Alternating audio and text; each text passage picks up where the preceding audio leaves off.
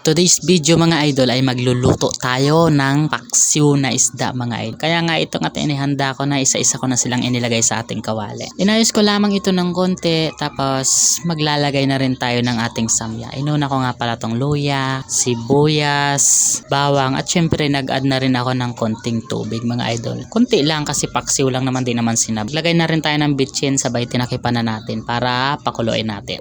Ilang minuto lang naman kukulo din agad yan. At nung kumulo na nga pala siya ay tatanggalin na muna natin yung dumi-dumi sa ibabaw. Galing kasi sa isda yan mga idol. Marumi yan, kita nyo naman sa kulay. Kahit sa karning baboy, kapag naglaga ka ng karning baboy, may makikita kang ganyan sa ibabaw, mga dumi-dumi. Dapat mo talagang alisin yan mga idol. At dito nga ay hahalo-haluin lamang natin siya ng ganito. Kasi hindi natin siya pwedeng haluin ng parang sa sinangag kasi madudurog ang isda mga idol. Ang mangyayari nun ay para ka nagprito ng isda na hindi pa mainit yung mantika. At dito nga ay naglagay na rin ako ng suka. Hinuli ko na yung suka, pinakulo ko muna yung ating sabaw bago natin ilagay yung suka para luto yung suka agad pagkalagay lang natin. Nakaranas na ba kayo mga idol ng ganon? Yung nagluto kayo ng paksiw tapos nahilaw yung suka, parang ang pangit ng lasa. Hindi rin maganda yung amoy. Napasarap ata yung kwentuhan natin mga idol. At dito nga mga idol, luto na yung ating paksiw. Tara kain po tayo. Masarap po ito, subukan nyo rin. Salamat mga idol.